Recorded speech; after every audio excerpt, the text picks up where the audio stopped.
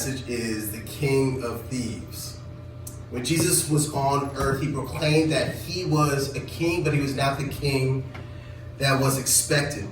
He did not come and establish his kingdom's borders because his kingdom cannot be marked out on a map. He did not gather an army, but rather he gathered disciples. He did not come to be served, but he came to serve, and he was not a conqueror of men. Instead, he conquered sin and the grave. Glory to the name of Jesus.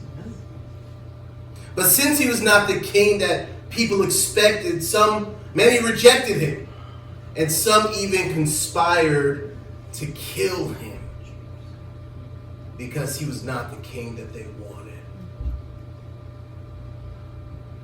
Now I'm going to have to give you a warning. I'm going to try to preach the message that is on my paper and that are on these slides. But when I start talking about Jesus as king, I get a little carried away. And we shouldn't we? When we start talking about this Jesus, something should happen. Something should bubble up. There should be some excitement that even gets you choked up. Because he is so good. He is so good. So Jesus was not the king that the people of the time expected, but what about us? Now you're here today because, to some degree, you acknowledge Jesus as king. But is he the king that we expect him to be? If you're anything like me, sometimes I want to take that crown for myself. Sometimes I just want to go over to Jesus. Jesus, can I just borrow this crown for just a little while? And I'll give it back eventually, but there are just some decisions that I think need to be made. So the question is Jesus the king I expect him to be all the time? Let's look at this a little bit deeper. Let's explore the extent to which Jesus is a king and the kind of king that he is. Let's look at Luke chapter 23, verses 33 through 43. Luke 23, verses 33 through 43. When they came to the place called the Skull, they crucified him there, along with the criminals, one on his right, the other on his left. Jesus said, Father, forgive them, for they do not know what they are doing. And they divided up his clothes by casting lots. The people stood watching, and the rulers even sneered at him. They said, he saved others, let him save himself, if he is God's Messiah, the chosen one. The soldiers also came up and mocked him. They offered him wine vinegar and said, if you are the king of the Jews, save yourself. There was a written notice above him which read, this is the King of the Jews. One of the criminals who hung there hurled insults at him. Aren't you the Messiah? Save yourself and us. But the other criminal rebuked him. Don't you fear God, he said, since you are under the same sentence? We are punished justly, for we are getting what our deeds deserve. But this man has done nothing wrong. Then he said, Jesus, remember me when you come into your kingdom. Jesus answered, truly I tell you, today you will be with me in paradise. Glory to God. This is not what I want to talk about today, but every day Jesus says to us, today you can be with me in paradise, doesn't he? There is a continual invitation from Jesus to join him in paradise, isn't there? Every day I can bow my knee, I can get into my prayer closet, I can put on some praise and worship music and be instantly transported to paradise, can I? Because he is just that good. In his presence is everything I need. Glory to the living God. Here in this passage of Luke, we see 5 reactions to Christ the King. we see 5 responses to the claim that Jesus is the Messiah, the Anointed One, the King of Kings, and the Lord of Lords. The people, they stood by and watched as an innocent man was murdered. They joined in, they cheered, they were excited to see it. And I'm reminded of images of lynching in this country, where you have whole communities have a picnic around a wrongfully murdered man or woman. It's the same kind of sickness and mass depravity. People stood by and watched while this man who could not be convicted was murdered. The rulers, they sneered at him. They lost all decorum. They're supposed to be the blind justice of the country. They're supposed to be the ones that equally hand out justice, but yet they gathered to sneer at this man and to revel in his death. He was not the king they wanted or expected. The soldiers, they mocked him. These men who are used to death, they weren't fazed by what they saw. And they openly mocked this Jesus, making fun of him because he was not the king that they wanted or expected. Then Luke zooms in on these 2 criminals. He zooms in to record the conversation that takes place between them and Jesus. On the one hand, one criminal, he also hurls insults at Jesus, like the rulers and the soldiers. But he takes it a step further. He tries to goad Jesus into saving him. Save yourself and me. Why don't you do something?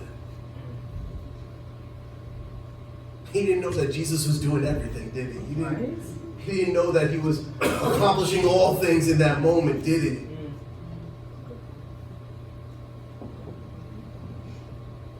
He didn't realize that Jesus was saving him in that moment to the uttermost.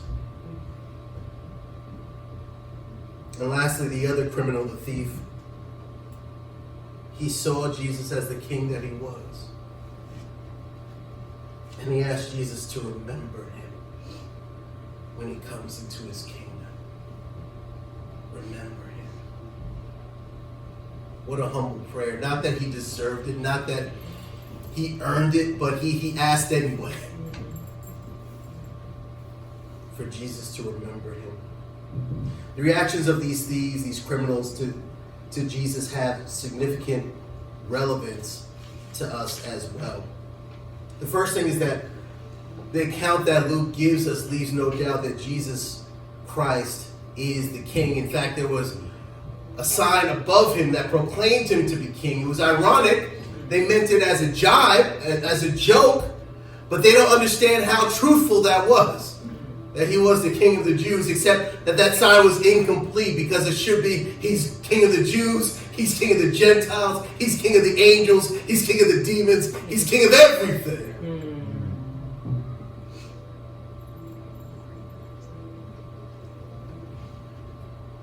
Every knee shall bow, and every tongue will confess that Jesus is Lord.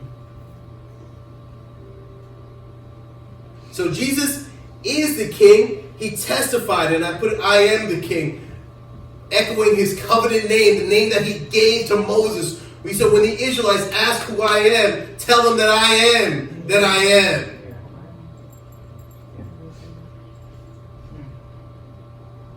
And the I am is a king. He rules, he reigns, he's sovereign, he is above all.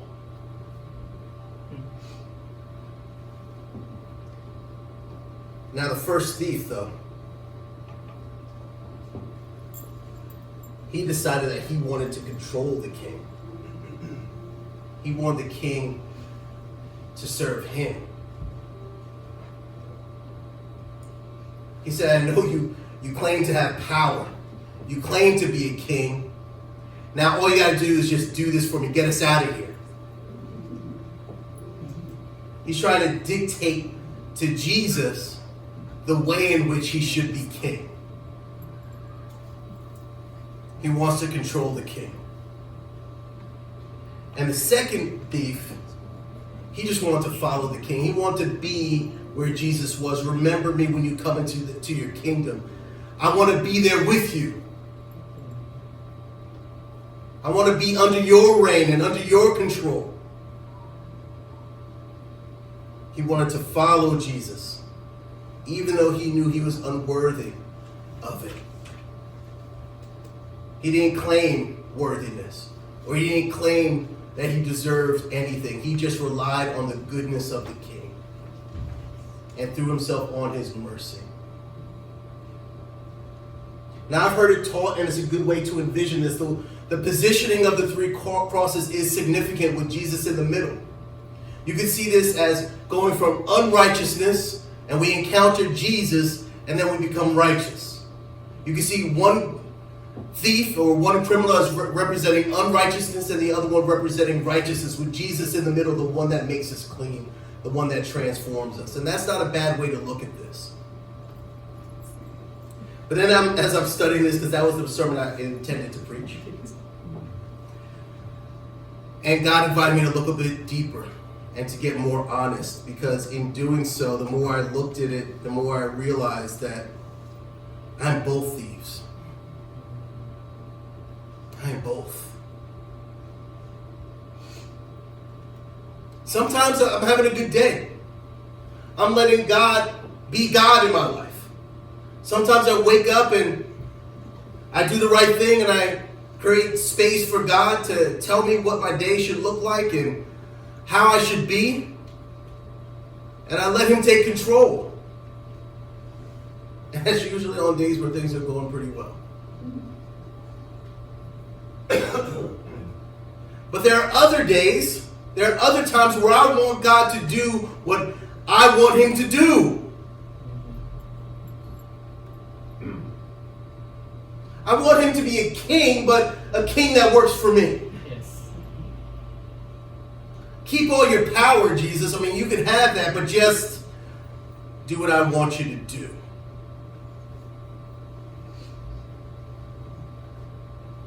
And I'm sorry to tell you, you do it too.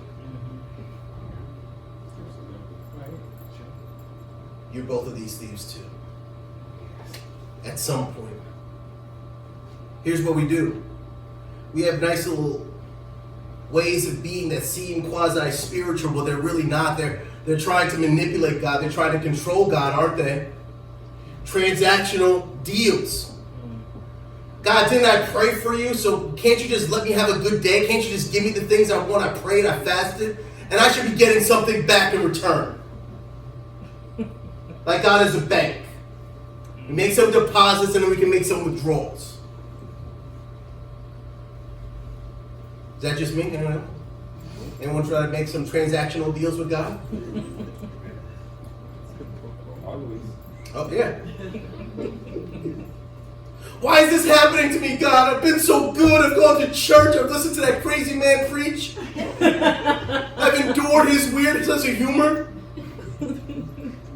And good things should be happening to me. Man, if we really got what we deserved, do we really want God to be a transactional God? No, thank you. Good, sir. No, I wouldn't be here. Right? You know what do that, right? That's the way we try to manipulate God. When I was younger in the faith, I tried to give God some ultimatums. God, you make this work out for me, or that's it.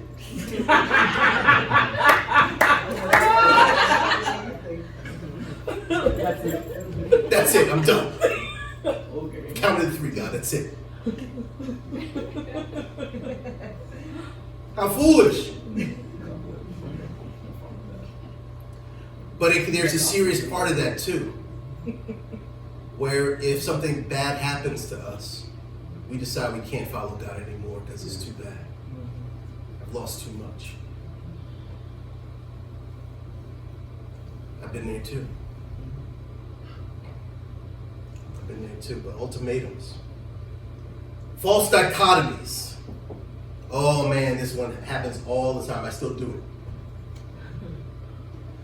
it. I talk about jobs a lot. So say you're trying to find a job and you got two that you're trying to decide from. And you say, God, please tell me, is it this job or this job? What if the choice that God has for you is unemployment for a little while? Now, that's not something we would put on the table. But maybe that's what you need.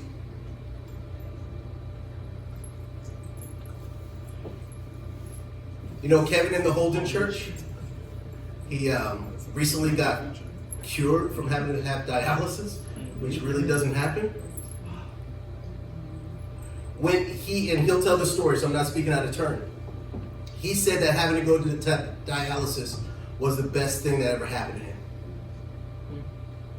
Because he had 3 hours, and he used those 3 hours to commune with God.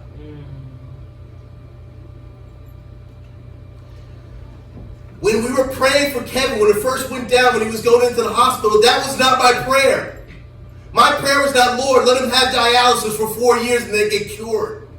And have a testimony of the miracle that you can perform. That was not my prayer. That was not one of the choices that I offered God.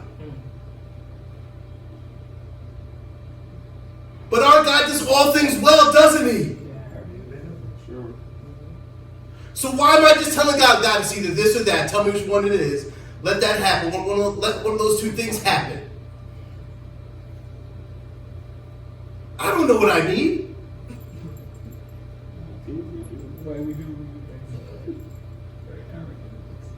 I need him to tell me. Say what? I'll tell you. I need God to tell me what I need. And I need to stop presenting the choices that I'm comfortable with to God. Like I'm comfortable with whatever you want to do as long as it falls under these parameters. If you want to do something out here, no, God, no. It's got to be like right in here. This is what I'm...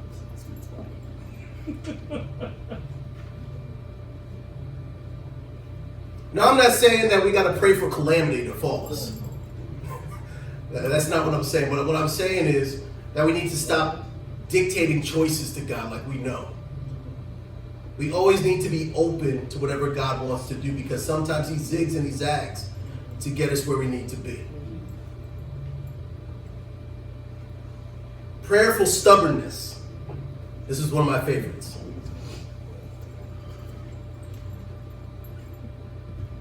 You enter into a season of prayer, trying to hear from God. God answers, but we don't like that answer. So we keep on praying. Lord, please, reveal your will to me. And he's just not saying anything.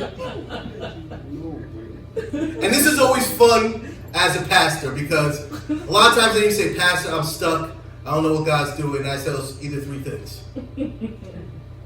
Either he told you what he wants you to do and you don't like it, or he's trying to tear down some idols, right? And you might be asking a false dichotomy, right? Or it could be that he's inviting you to a deeper communion with himself, right? And those things are mutually exclusive. Those all could be connected. But I'd probably say 8 times out of 10, when people have brought me this situation, it's because God has told them what to do, but they don't like that answer. And we've all done it. Invite the church, please pray for me because I just need help in this thing and this and that. And God done told you what to do, and that's why he's not saying anything else. God does not feel the need to repeat himself. I done told you what you need to do. You understood me. So until you're ready to do that, I'm going to focus on some other things.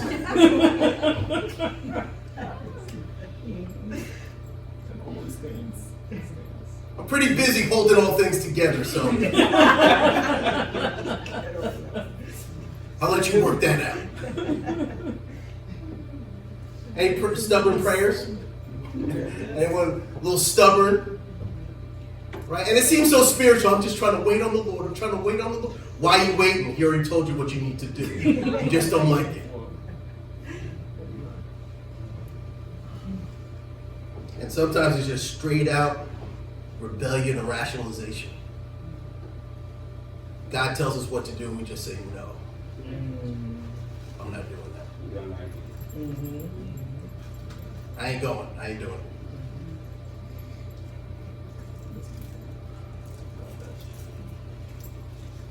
When I was younger and starting in the ministry, my mother,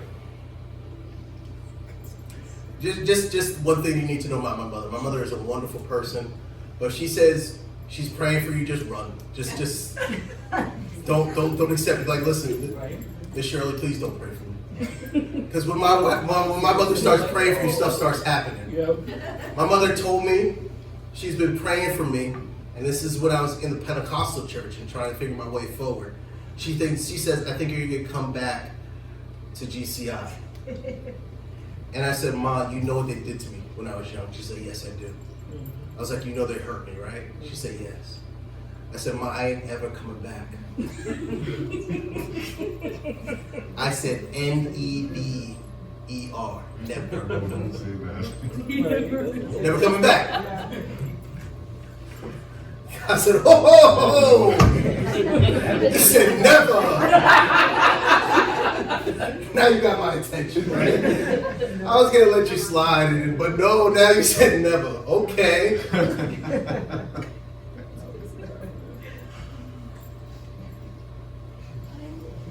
When it first happened with God, when I first realized that God was leading me back here, there was so much pain. I just cried and I said, God, I'm not going to do this. I can't do it. I can't do it. I'm not going to do it. And God chilled me to the bone. He said something to me. He's like, son, how can you expect to accomplish anything without me? If I'm telling you where I need you to be, how can anything else you do amount to anything without me?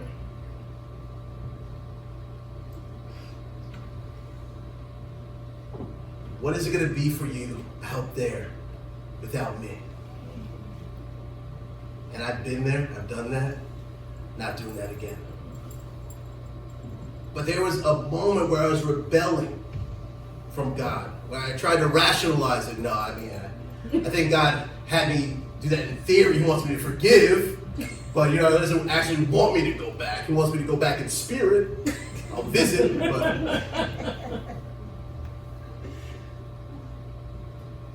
And it's funny, the very church where when we were meeting in the IBEW hall, and I used to sit in the back, I used to be knocked legs up on the chairs every week, just sleeping. And now I'm the pastor of that congregation. God has a sense of humor. I tried to pull a Jonah. Well, I didn't pull a full Jonah. I pulled a little bit of a Jonah, but God had other things in mind. So sometimes we just straight out rebel, like we can do things without God, or we rationalize our way out of it. But all of these things are ways in which we try to control God, where we try to take the crown. And in realizing that, I realized that we were all criminals. We're all thieves, aren't we? We have all at one point tried to take from Jesus that which can only be his.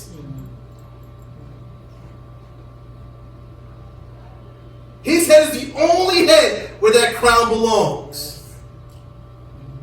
He's the only one worthy of it. He and I have tried to wear his crown, and I will try again to wear his crown.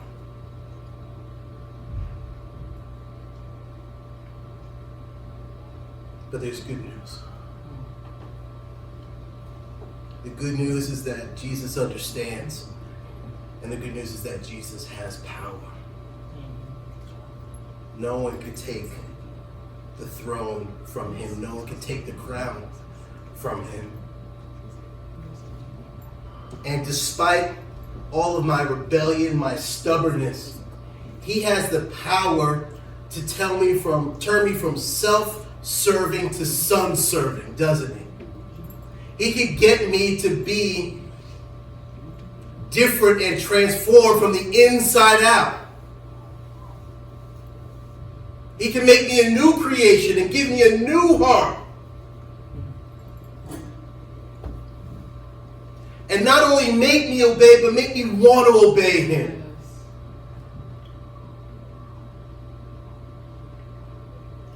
I gladly take the yoke that Jesus puts upon me because it is so light. Because it makes me free.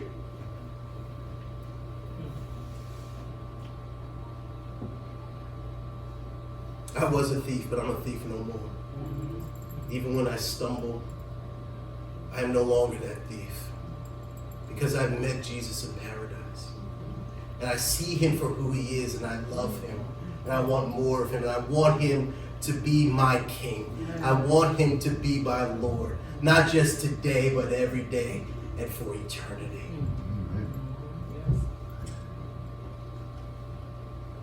He's not the king that we expected, is it? But he's the king that we need. Let's pray.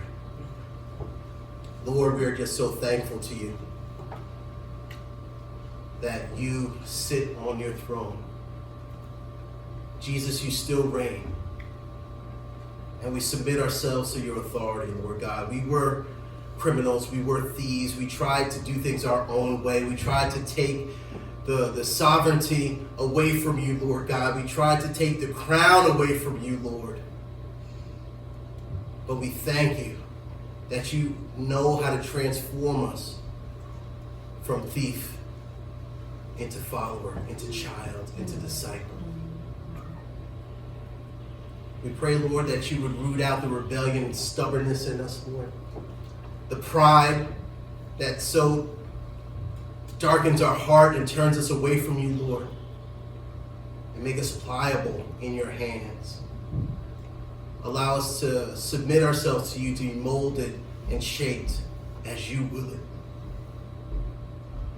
Lord, we thank you so much that we encounter you now in paradise.